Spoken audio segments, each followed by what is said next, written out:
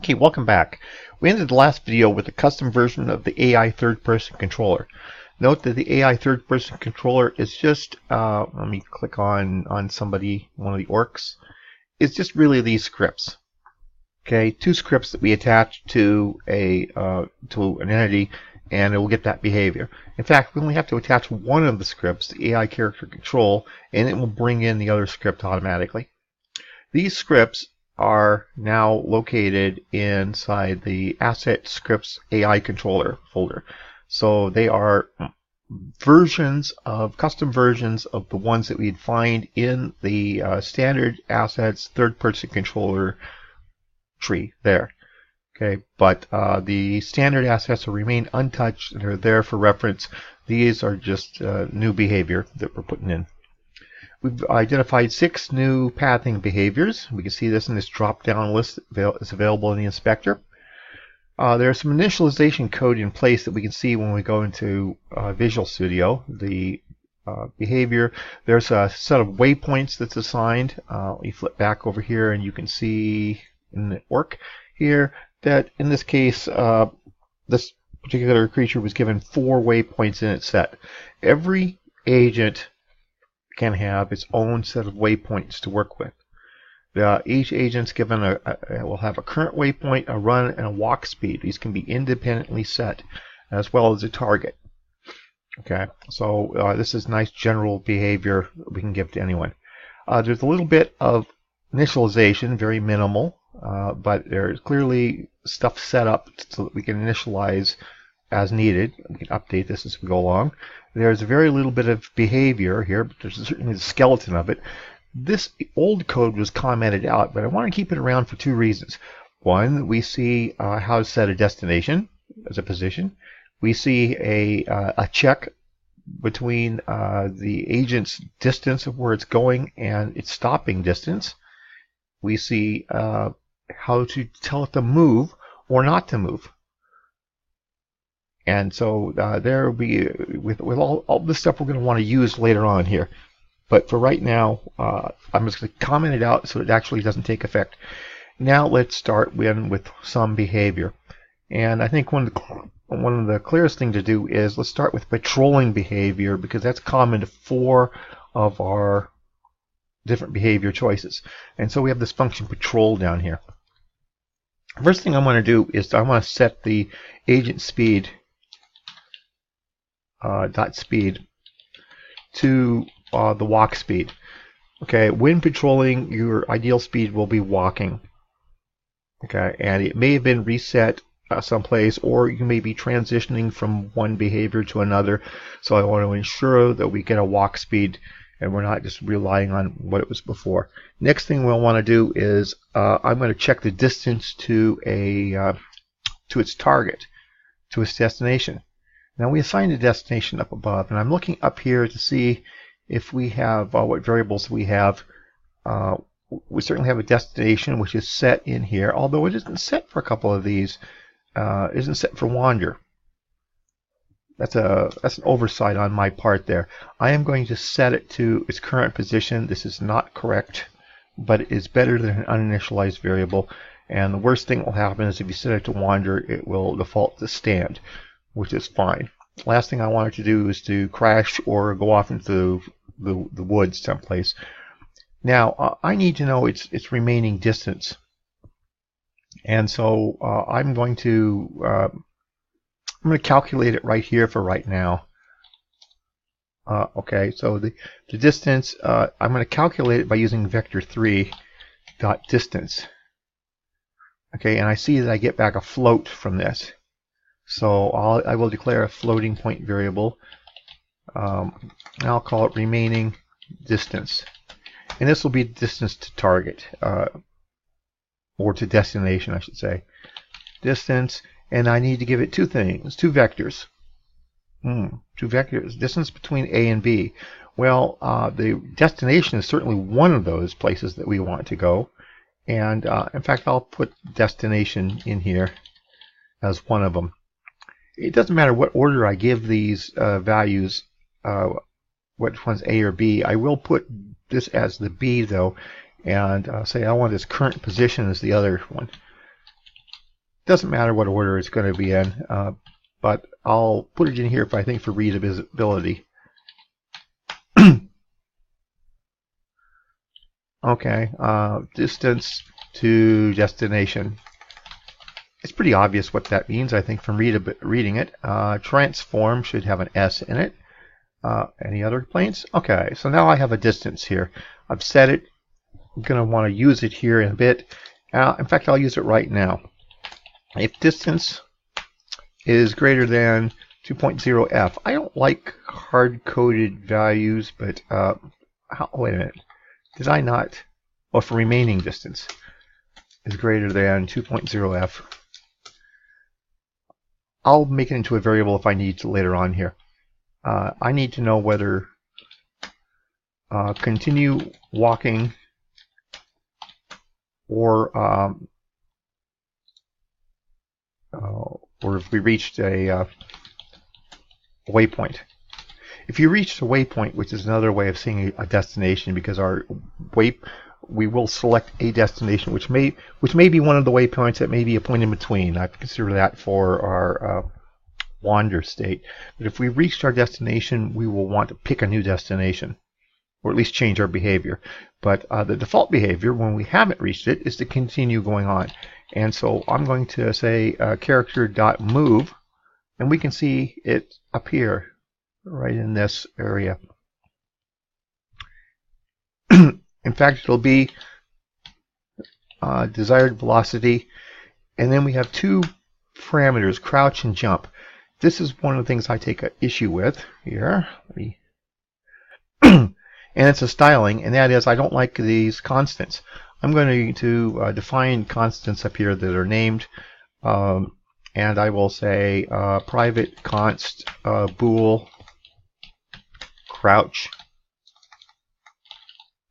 equals well, I won't make it a constant. I'll make it a crouch equals I'm not sure whether I want the crouch true or false here. Let's see. They're both set to false here in that call there. So we'll make it and then private bool jump equals false. All right, now I may need to rename those later if those are too generic, but what I can do is I can go down here and say crouch jump. Okay, this makes it a lot more readable in my opinion only. But now you can say whether we're crouching or jumping, and we can change that behavior just by assigning crouch and jump a different value. Now someone would say, but I don't know whether we're crouching or jumping. I just know you're calling these two variables here. Okay, fine. I guess that's true, but until we set it, they will remain with their original values up here. I still want to say that I like the name. Now, one of the nice things that we see in C# is that I can name my parameters on functions. I don't know whether they set this function up to be that way, but I could say that I want to which parameters I'm assigning. Now, if we really want to put a constant in there, one of the things that we can do is I can the parameters already have names assigned to them in the call here. Let's see, and it's crouch and jump. So I can say crouch colon and jump colon, and so if you wanted to make them there. Here, I'll get rid of the constants this way. This is something I would have named the constants if I was in C++ or C, but I think this works really well in C#. So I kind of forgot for a second what I was in. This particular parameter here says move. That's not a very good name for a variable, so I won't use it. But I think it's much clearer here. This jump just says this is the name of the parameter, and this is the name of the parameter I'm assigning it. This also means, check this out, that I can put them in a different order. Wait a minute. Is that possible? Can I do that? Aren't the parameters positional? They are, unless they're named. This means that while I can look over here and I can see the order that they declare them here, I have made it very clear by their naming which ones I want. And so they're completely independent of position at that point when we use naming. So I would encourage you to use naming when applicable, when it clarifies things, especially with long lists of parameters. I've seen some functions. I'm thinking of early versions of Microsoft Windows. Some of the API calls would have like 15, 20 parameters, and boy, they were difficult to work with. You got lost looking to see which ones they were.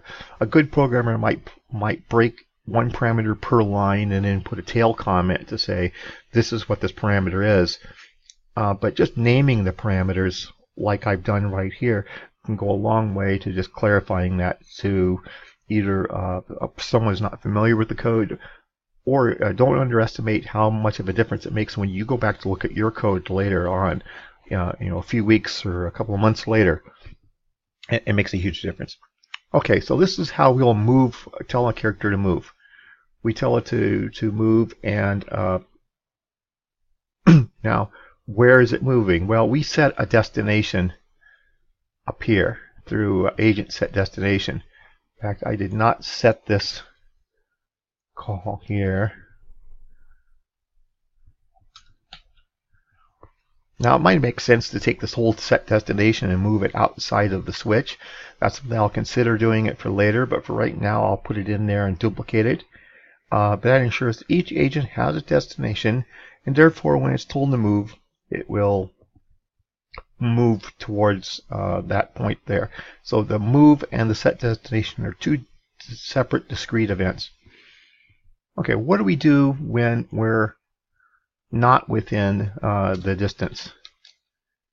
Oh, I'm sorry. We're further. We are within the 2 meter range. Each unit is about 1 meter long. So in this case, I'm going to want to have some behavior specific code here, because we're going to need to reach destination / waypoint. It might have been a waypoint. Select new destination. That's our goal here. We want to select a new destination. Now, there are several options that we have here, and one of them is behavior dot. Let's see. There's the clockwise case behavior dot counterclockwise case, and the only behaviors I need to include in here are the patrolling behaviors. So linear is one of them. Case behavior dot random is one, and I'll make sure I put my break in here so that I don't accidentally forget it. Okay, those are the only patrol behaviors. The others would not get in here into this function. Okay, what difference between them is going to be right in here in this code here. This is where we're going to select it here.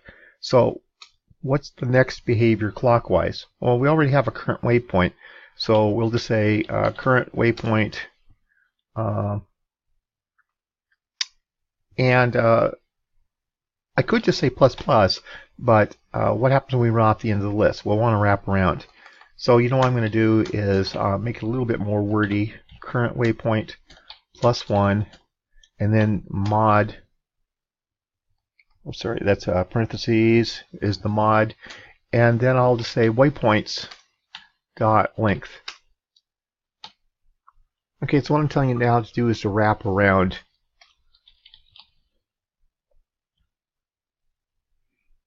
the list, to pick the next one in numeric order, and then walk around. Now you're saying, isn't that clockwise? Well, hopefully I've laid it out clockwise. I guess there's nothing to call to force my waypoints to be in a clockwise order unless I put them in the array that way.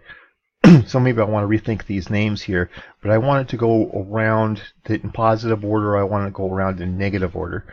So I'll reconsider that again. Now I want to change the destination equals waypoints dot, not dot, but waypoints current waypoint.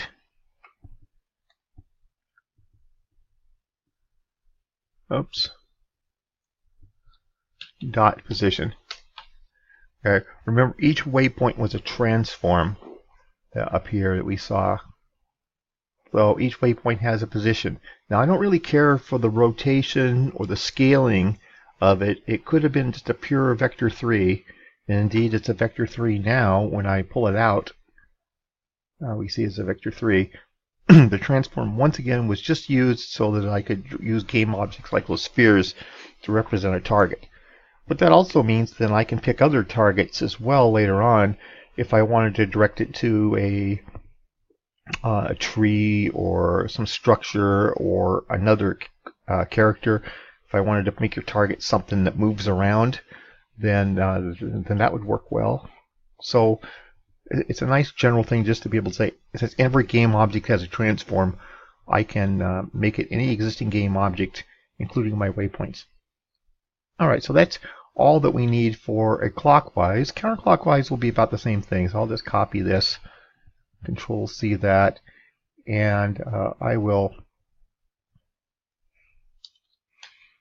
paste that in here, and I will,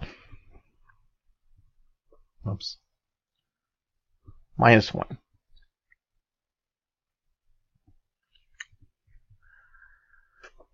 Now you know this is just not going to work here. I brought it up just to show you that modulo works really fine when we're counting upwards. When we're counting down, it's not going to work so well. Modulo of negative values will give me a negative result, which is not what I want. So let's just replace this with a different line here. What I want to say is, first of all, current waypoint. Now let's subtract 1 from it. Now I want to say something like, if current waypoint is less than 0, then current waypoint equals waypoints dot length. And I probably want to make that length -1. Alright, because a 4-element array will have indices 0 through 3, but length 4. So that will that will give us the same type of behavior that we would have gotten with a modulo as far as wrapping. Alright, that takes care of that. Linear is an interesting one here, and that is that we're going to do is well, gosh, we need to kind of keep track of which direction we're going, don't we? The idea behind linear means that we go down the list from the first waypoint to the last, and the last waypoint to the first. We head down the list of waypoints and we at the end, and we turn around and head the other way. We need to keep track of what direction we're going, and that's something that we don't have up here. So this is another place where I'm going to need another enum to be, I'll call it patrol direction, and this will be either patrol forward or patrol backwards. Now it does make me question whether or not that could be used with clockwise and counterclockwise, because the only difference there is what direction you're working. So let's make that change there, and that also takes care of the argument between whether something's really clockwise or not. And so I will replace all those with circular, and I'll replace this with circular. Now, I apologize if this seems really awkward to go and write code and then turn around and rewrite it, but that's kind of the way we would do things as it becomes clear. Now this also means then that I don't know which way I want to go here. I want to know whether if oh, I need a patrol direction, don't I? I declared the behavior, but I mean the direction, but patrol direction, and this would be direction, I'll call it. I don't think I've used that variable. Okay, now it becomes part of our setup here. And I want to say something like if direction equals patrol direction dot patrol forwards, then we'll do this. Oh, come on, not helping me.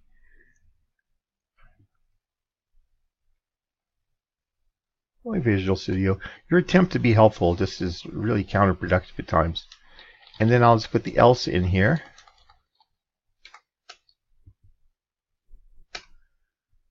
And then this else will be this. Oops.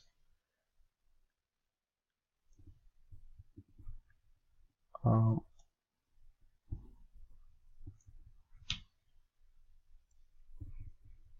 just refining the problem. Note that the destination is something that we can do once we've set the the destination. Once we've selected a waypoint. Alright, then I can just get rid of this whole case. There. That gives me circular going both directions.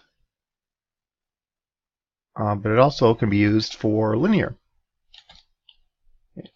Direction equals patrol direction dot patrol forward.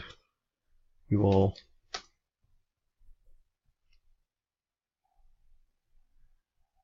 in this case, okay, so in this case we're selecting and then wrapping around here.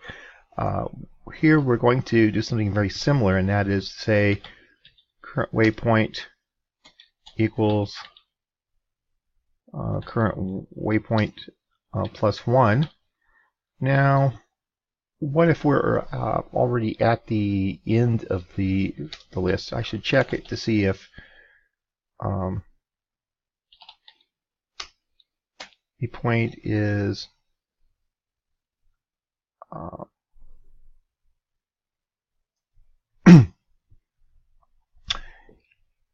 let's see, I'm trying to think here how to say this. I want to compare it to the length of the list. I'm going to say if current waypoint 1 is equal to waypoints dot length, and let's say if it's not equal to it, we'll increment it.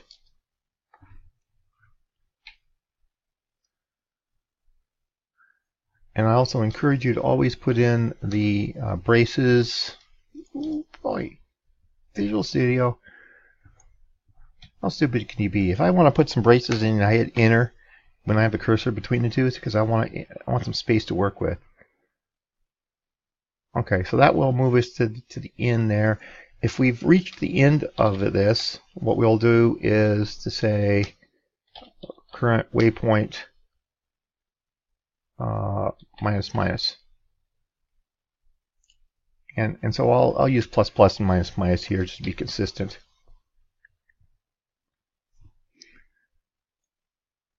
What could you possibly be complaining about? Oh, did that get taken out by accident? Okay. What are you complaining about? Oh, I don't have a break down here. Well, I'll get to it in a second.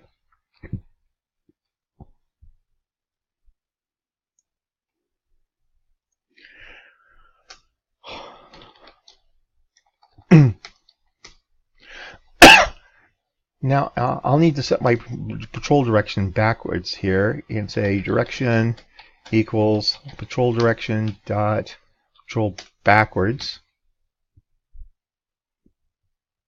to indicate that I've turned around.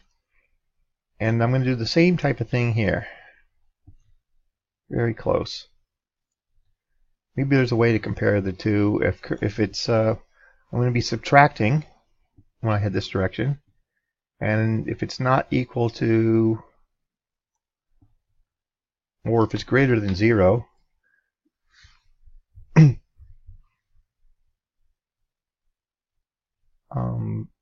well, actually, I still want it to be 0 there.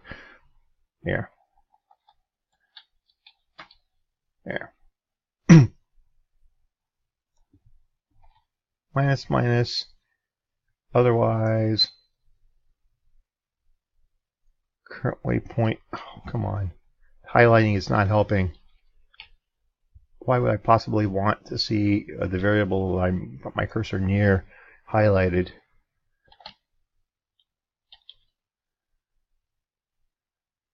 Okay, and then a break. And note that I did change my my waypoint here. So by changing that, I'm going to need to reset the destination. All right.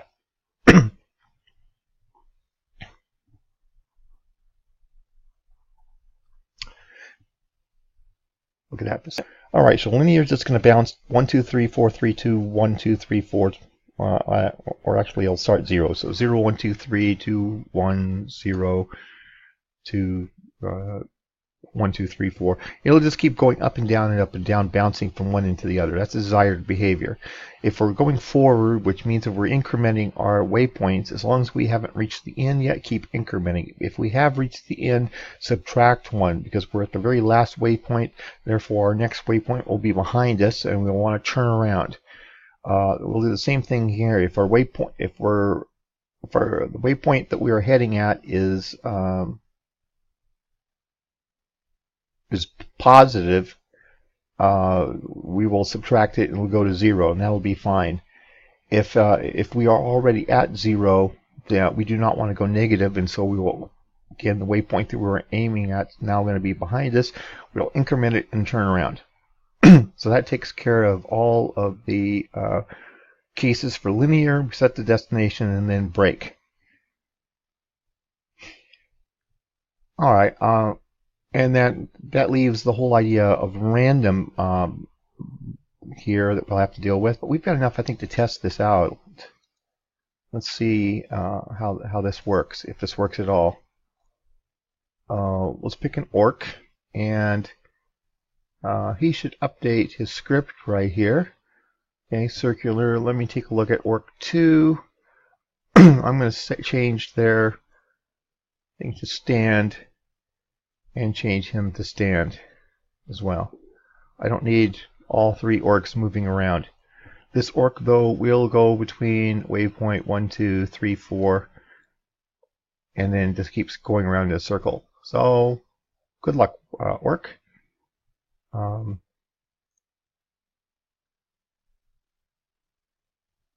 And then he's moving around. Now he's not animating, he's not doing his walk thing. I don't know what happened to those other orcs. I'll have to see what's going on with these guys. He doesn't seem to be walking too well, is he? Current waypoint 1, why are you not moving? Okay, those other 2 orcs have taken off, slid off into the trees. Well, okay. He's walking, but it's as if he's at waypoint 1 here. Let's just move him out of the way. Nope.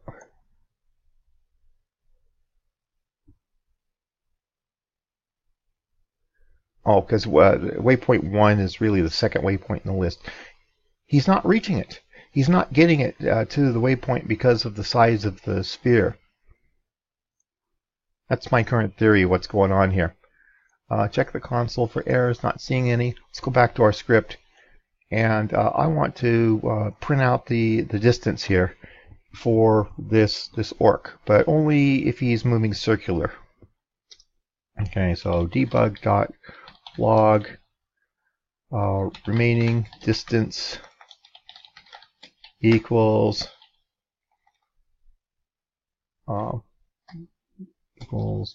plus remaining distance. Okay, that was the calculation that we were using to see if we should switch behaviors. Let's see what's going on now. No, go ahead, run. He goes. He's kind of skating towards his target, and then he's stuck here.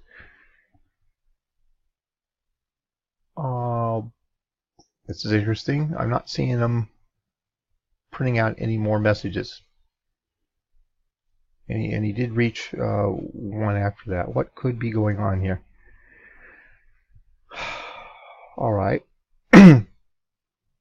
That's because if we're greater than that, we're not going to be printing out. We're only going to see it once if he comes down in here and he switches his distance. But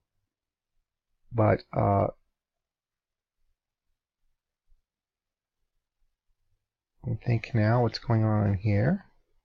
I'm going to need more information about what's going on. This is not happening over and over again, so I can say debug.log, select new waypoint plus current waypoint. And the next time we get into patrol, he should pick a new distance. We should be leaving patrol though. Patrol is called from update when we're in here. An update's called every frame. There is no loops in here to keep us in this behavior. So we're not going to go into patrol and then just stay in here. So let's see what might be going on in here. The remaining distance. Boy, do I want to print that out right here?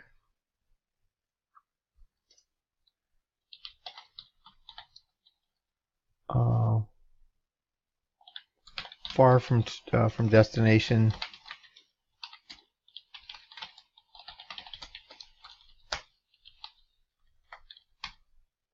Remaining distance. Okay, I'm going to see that every frame now. That's going to be obnoxious.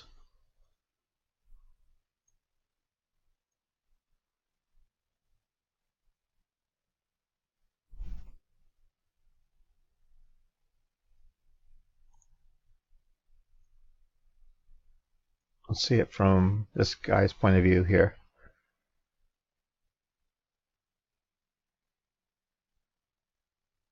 And it looks like he can't get around it. Waypoint 3 is where? Well, they're all labeled waypoint 2. That's not helping me. All right. Let's take a look at those waypoints. Waypoint 1. As waypoint 2 is this label, not good. Okay, waypoint 2.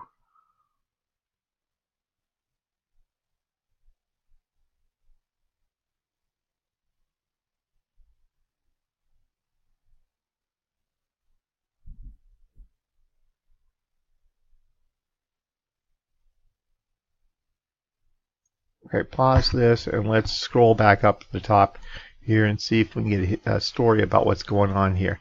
We see our distance getting smaller and smaller and smaller.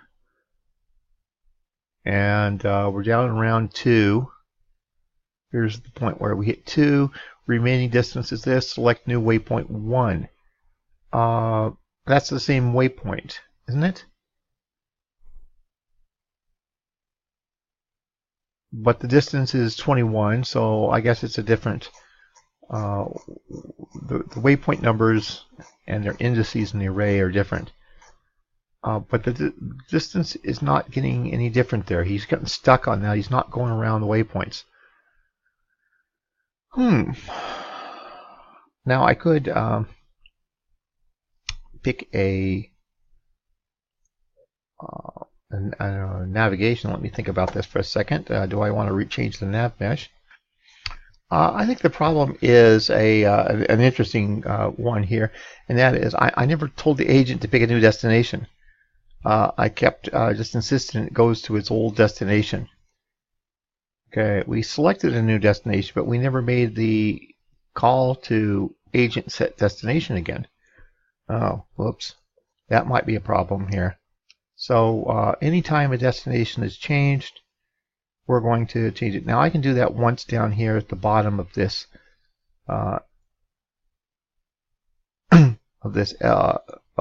after the switch, the bottom of the else, because there's each one of these cases in here is going to set a new destination. So let's see if that helps us.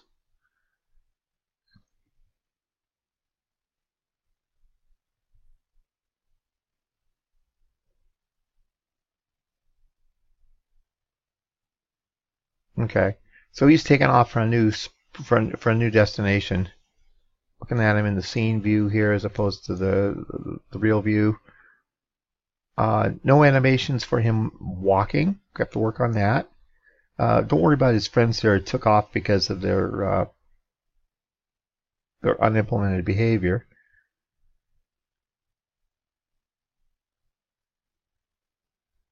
Okay. That looks pretty good. What's his animator doing? His animator shown is grounded. If I click into the thing here, I see him supposedly running his walking and running animation here. Mostly the walking part, but I don't see anything going on with that. So we can double check that. But his scene view, you can see he is moving between the waypoints. That's a good thing. All right, looking into this stuff, one of the things I noticed is that they were using the wrong controller. They're using the animator controller, and I've inadvertently made changes to that, so I'll have to fix that. I would like to make a copy of that and then change the animations. So let me go and do that. Okay, let's bring you up to speed on what's going on in this project. This is the work control, and it has this set of stuff here. These were just for testing out our animations. I'm going to just delete this. Okay, I'm going to go click on this orc, and I'll see it's using the third-person animation controller in standard assets. Control D to duplicate, and then I will take and drag that into the work folder. Oops, I may have put them under models. I did indeed. Go back underneath here. Orc, rename this guy to, I'll call him orc control. In fact, I'm going to rename this thing to orc2 as well because I prefer the name orc. This I need as orc model. Oops.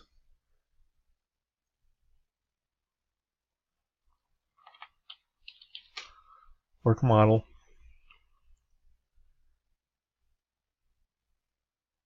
So I'm going to go ahead and rename all these animation clips here, and I'll be right back. Okay, so I've made the changes to the animation clips here. They're all renamed orc. The model avatar is named orc. This thing here should be renamed, but it's not going to let me rename it, I don't think. That's all right. I'll deal with that later. But the important thing is that the orc here seems to all be using consistent stuff here. This should be the orc model. Why are you considering this? Let me just delete this for a second. Well, I'll just delete it here. Remember that this was just the prefab instance. I will take the orc model and I will just drag it up here, and it now has an orc model. And then I will go back into the orc itself here and reassign its animation controller to be orc control. And its avatar is orc model avatar. That looks good. So I think we're good with that. I'll go into the clips here and we'll take a look, and we see that there are a number of changes that need to be made here to get them to use the right clips. Rather than clipping it off, I think I'll just talk. I'm just going to substitute the clips that are closest to what we want to do, even though they're not correct. They're not perfectly correct, and that's fine. Walk right sharp is closest to a right turn. Standing half turn left will be That orc left turn. Here's a turn left, orc left turn. Turn right is a right turn. A turn right is a right turn. Again, make sure that we're dealing with an animation controller that is in the it's a right turn.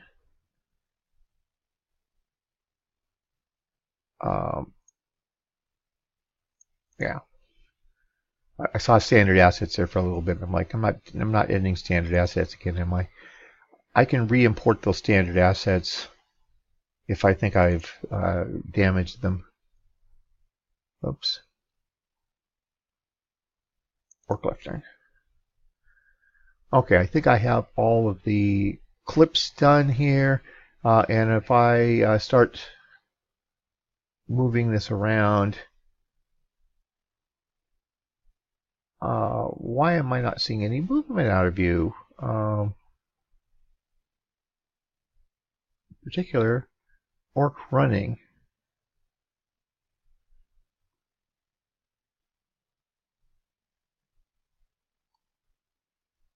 Okay, this is running. If I slow down, he goes slower. He's going to walk. He doesn't know how to go backwards. He does seem to know how a little bit about turning. So let me experiment with that and see how that's. And I should add that it's very important to go and update the prefab at this point. Okay, what I'm seeing here is that for some reason he's listed as being idle and turning. I'm not seeing a good indication of what's going on. Look at the base layer, and we are in the grounded state.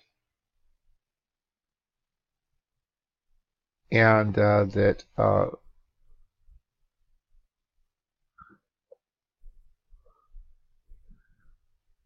how to debug this? Well, we want to debug this by looking at our position X and position Y. It's showing us that he's stationary. So let's go find out what might be going on with him.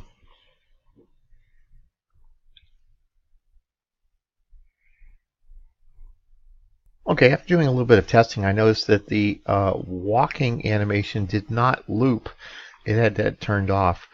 I have forced a loop into the walking animation here, and we now see him walking.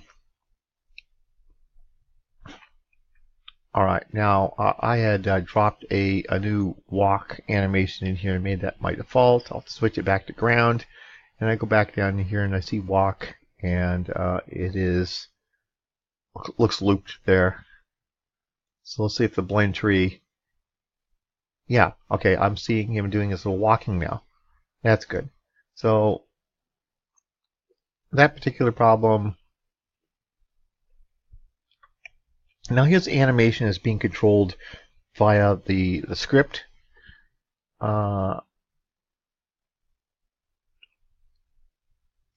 accept that. Now if I go back into his orc here under his controller, his walk speed is set at 0.7. If I wanted to make him go a little bit faster here, I'd be able to up that to like now he's set in a 1.2. And I didn't check the run animation to see if that was going as well. Let's go back into the animator and let's find the running animation, and that is not looped either. How is this possible? All right. So here's the run animation, and I need to make sure that it's looped and then apply that.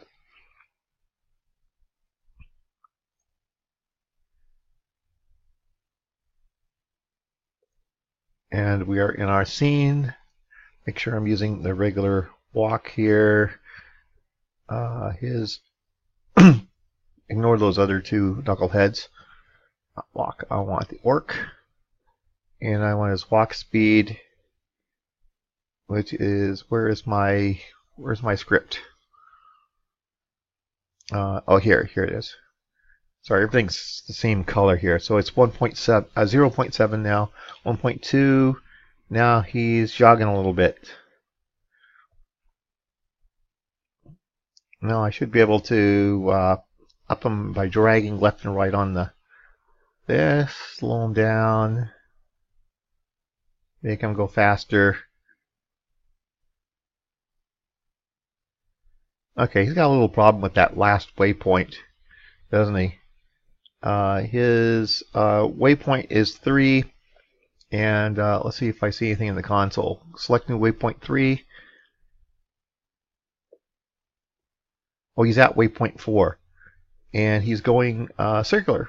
Well, let's see what happened here. I might have an off by 1 thing here.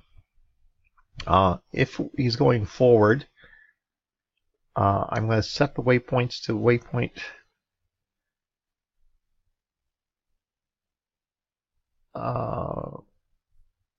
Is this direction forward? Double check. Oh, wait, sorry, that's Adobe Reader having to tell me that it's been updated. Why I need to know, I don't know. It's going forward in circular. So that was his default behavior there. Going forward, circular. We should have had a remaining distance being said here. Okay, we get it every time he does a waypoint check. Change. So it goes from 0 to 1, 1 to 2, 2 to 3, and he seems to have a little problem with this last waypoint.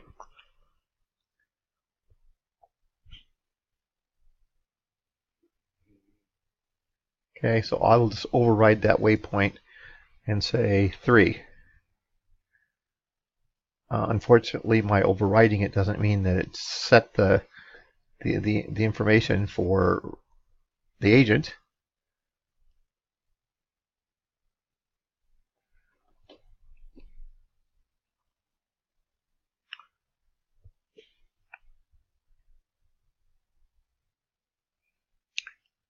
Okay, now he's gone to waypoint 0. Well, that was okay.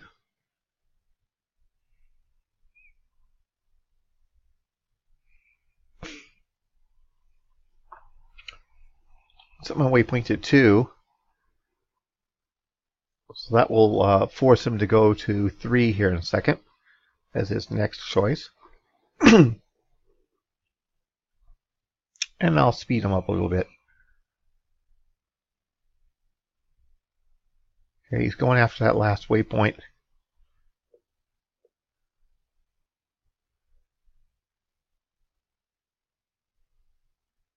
And he's come to a stop there. Select. Alright, so I'll need to stop this and debug this to see what's going on. Okay, now what I've saw here, you can see the remaining distance here, is he gets up to that last waypoint and he just stops 2.4 units away from it, and it's like he can never reach it. And I'm not really sure what's going on with that last waypoint, but one of these waypoints is not like the others. And so I will check their scale.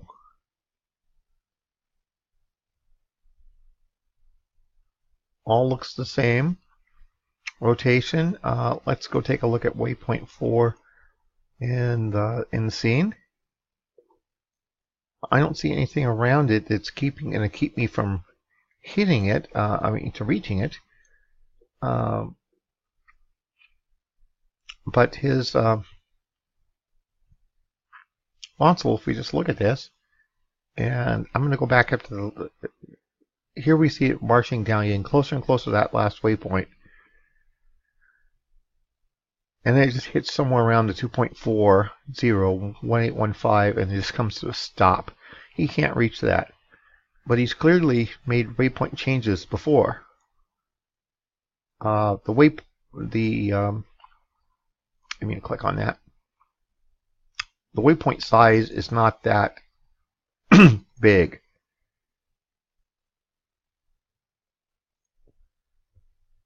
Now I could shrink the waypoint a little bit. Let's see if I shrink it down to 0.5, 0.5, 0.5. Still visible.